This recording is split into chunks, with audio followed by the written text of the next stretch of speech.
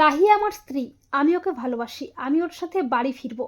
জিয়াকে মোক্ষম জবাব দিল রাহুল। হ্যাঁ বন্ধুরা, আমরা এমনটাই দেখতে পাবো শুধু তোমারই জন্য ধারাবাহিকের আগামী পর্বগুলোতে। হ্যারিকে নির্দোষ প্রমাণ করে জেল থেকে ছাড়িয়ে আনে রাহি। অপরদিকে রাধিকা, মিমো, অনি জিয়ার ফ্ল্যাটে আসে রাহুলকে বাড়ি ফিরিয়ে নিয়ে যাওয়ার জন্য, কিন্তু রাহুল রাহির ওপর অভিমান করে কোনো মতেই বাড়ি ফিরে আসে না।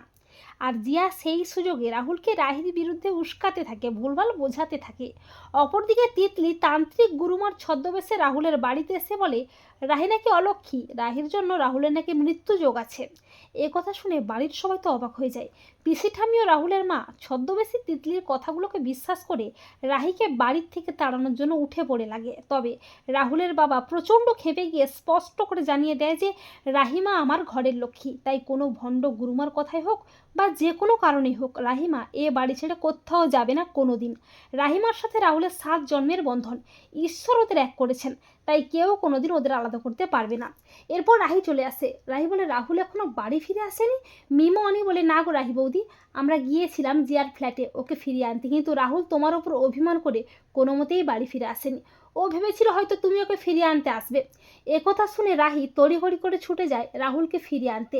রাহি জিয়ার ফ্ল্যাটে চলে আসে। রাহি বলে রাহুল, রাহুল আমি এসে গেছি, তুমি বাড়ি ফিরে চলো। রাহুল অভিমান করে বলে তুমি কেন এসেছো রাহি, তুমি চলে যাও, আমি বাড়ি ফিরে যাব না। রাহি বলে রাহুল বাচ্চাদের মতো জেদ করো না, বাড়ির সবাই চিন্তা করছে, তুমি এক্ষুনি ফিরে চলো। রাহুল বলে আমি বাচ্চাদের মতো জেদ করছি, আমি জেদ করছি?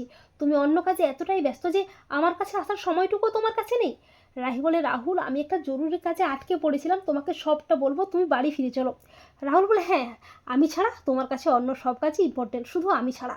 এরপর জিয়া রাহিকে অপমান করে বলে রাহুল তোমাকে তো ইচ্ছে করে বিয়েটা করেনি, তোমাদের বিয়েটা তো একটা অ্যাক্সিডেন্ট, তাই তুমি এক্ষুনি চলে যাও, রাহুল যাবে না। তখন রাহুল প্রচণ্ড ক্ষেপে গিয়ে চিৎকার করে বলে জিয়া তুই আমাদের পার্সোনাল ব্যাপারে নাক গলাবি না, রাহি আমার স্ত্রী, আমি ওকে ভালোবাসি, তাই আমি ওর ওপর রাগ অভিমান করতেই পারি, কিন্তু আমি ওর সাথে বাড়ি ফিরে যাব।